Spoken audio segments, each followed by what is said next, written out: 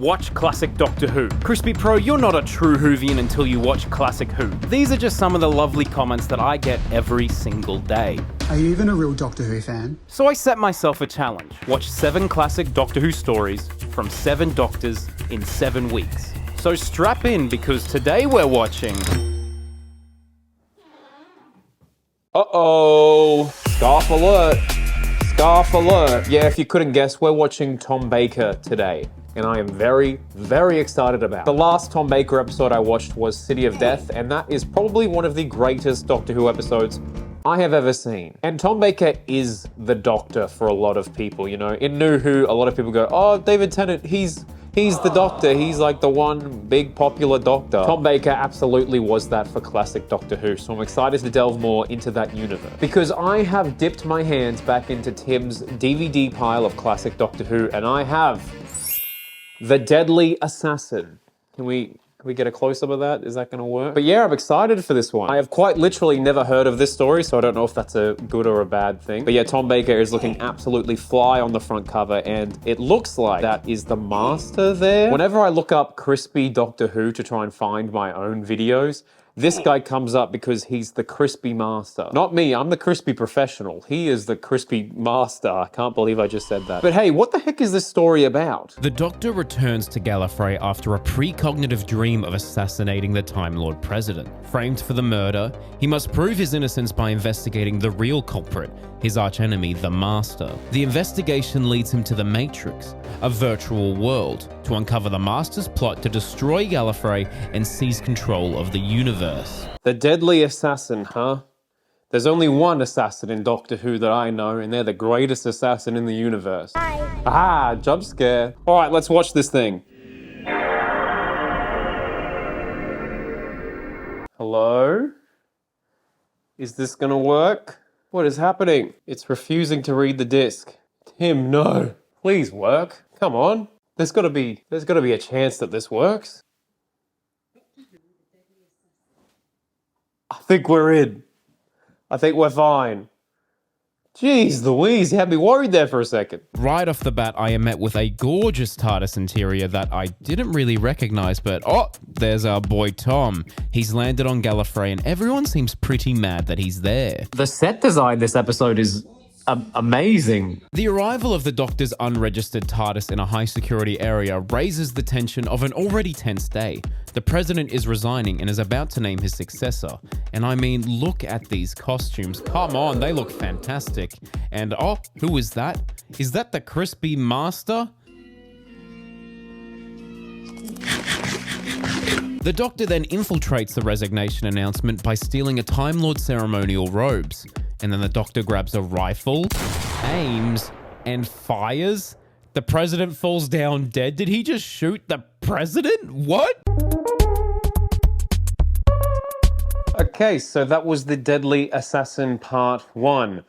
Did the Doctor just assassinate the President of Gallifrey? He's really getting all hell-bent up in here.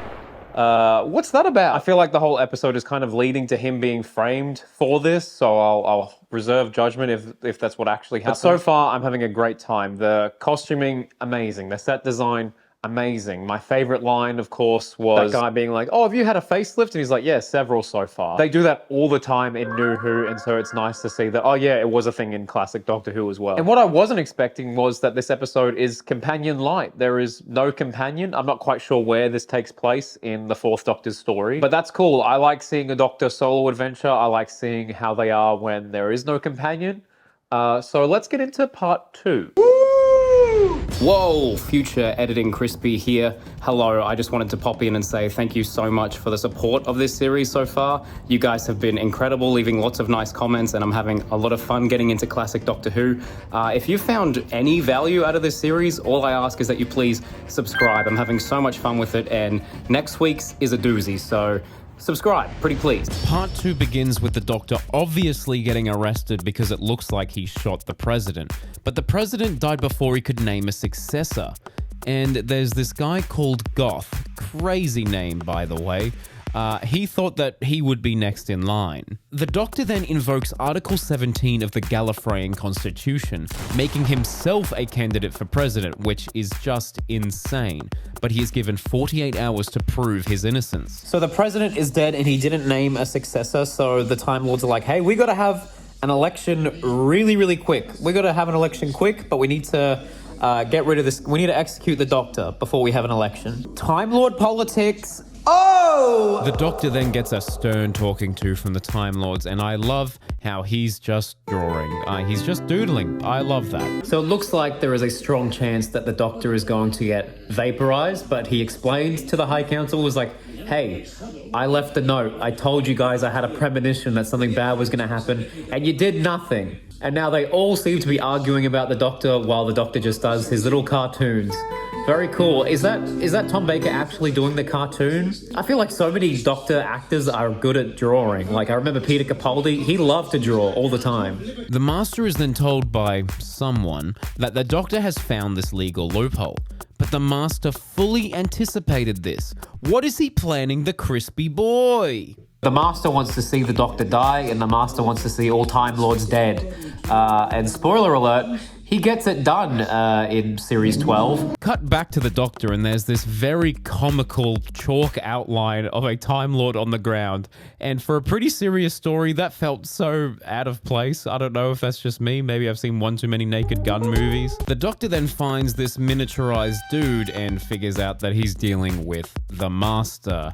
Ay, ay, ay. So the Doctor's figured out it's the Master because of the whole compression tissue thing. So it was a bit obvious that it was you, the Master. If you wanted to hide your identity more, don't use your like main trick. And the Doctor has a theory as to what the Master's plan is. Gallifrey has this machine, this Matrix type thing, where they can, forecast future events.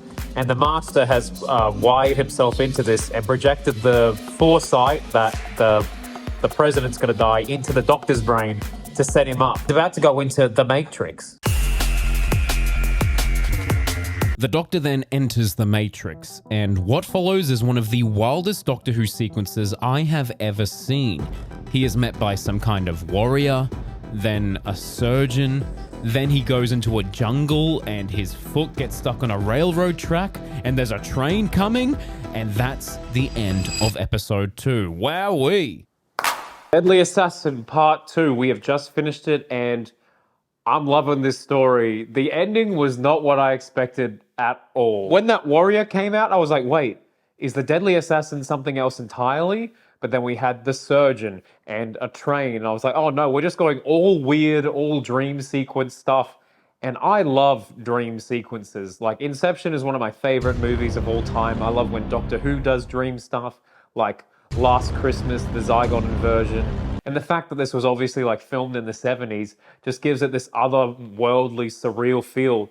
I'm all in. I'm fully in on this story. I am intrigued to see how on earth the Doctor gets out of this one, because it really does look like he killed the president, but I don't think he did. And the other guy that's running for president is like, hey, if I become president, we're getting rid of Article 17 so that this type of stuff never happens again. If there's a criminal, you don't get any rights, you just get sentenced to death. Doesn't seem like a great guy. I'm having an absolute blast with this story. I'm very intrigued to see what happens in the next part, so let's get into it. Part 3 of The Deadly Assassin is here, and little did I know I was about to watch one of Doctor Who's more controversial episodes. The Doctor braced for impact, but since it's a dream, nothing happened.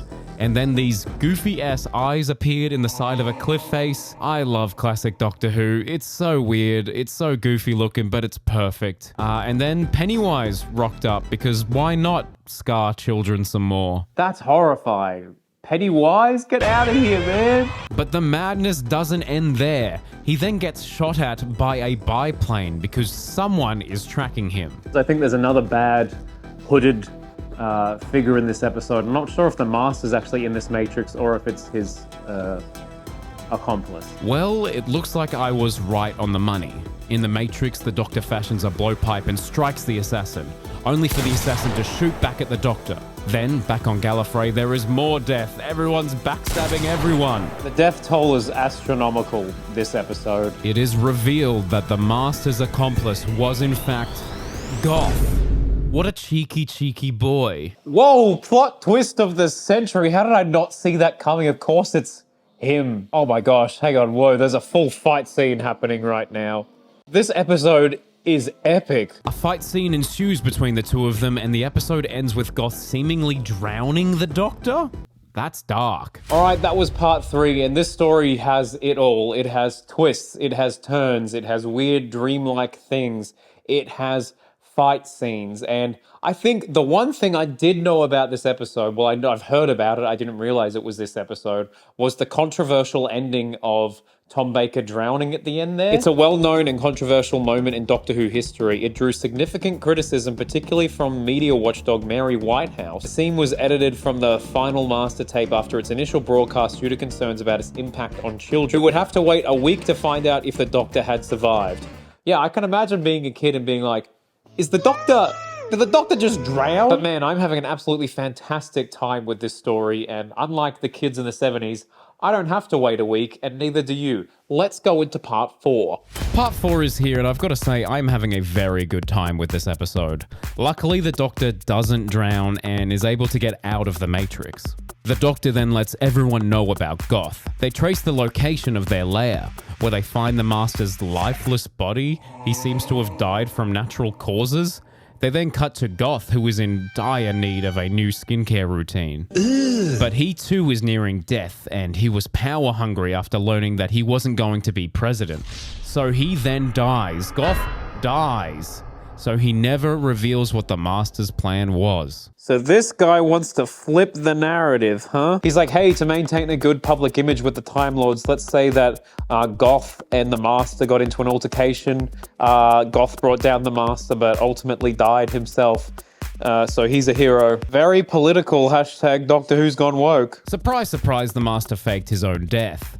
He then steals the sash and rod, which are the keys to the Eye of Harmony. So this whole time, the Master just wanted this sash of Rassilon? What's so fancy about a sash? He wants to use the Eye of Harmony to restart his regeneration cycle. The Master gets to work, the ground starts shaking beneath him, and the Doctor and the Master get into a fight. The Doctor wrestles with the Master and basically sorts out the matter with violence because this is classic Doctor Who. The day is saved and the Doctor goes home. But the final image of this story is haunting, implying that the Master will be back. And that's the end of The Deadly Assassin. And that's it, The Deadly Assassin. We've finished it. Going in with zero expectations for this story, like I truly knew nothing about it. That was fantastic. I really, really enjoyed that. That might be one of my favorite classic Doctor Who episodes ever. For a companion light episode that's set on Gallifrey and it has a bunch of twists and turns and dream sequences, it was just so damn cool. I absolutely adore Tom Baker as the Doctor. He's so charismatic. He's very funny. He had a few good one-liners in this. Like just after he got out of the Matrix and it's all smoking here and he's like, oh, I thought this was a non-smoking pod. It's funny stuff. It's good stuff. But hey, if you've seen The Deadly Assassin, let me know what you thought of the episode in the comments below. Pretty please, I would love to know what you think. And while you're there, you can subscribe if you want to. I'd very much appreciate it. And I hope you're enjoying this series. Yeah, I had a great time. Thank you. An excellent suggestion with The Deadly Assassin.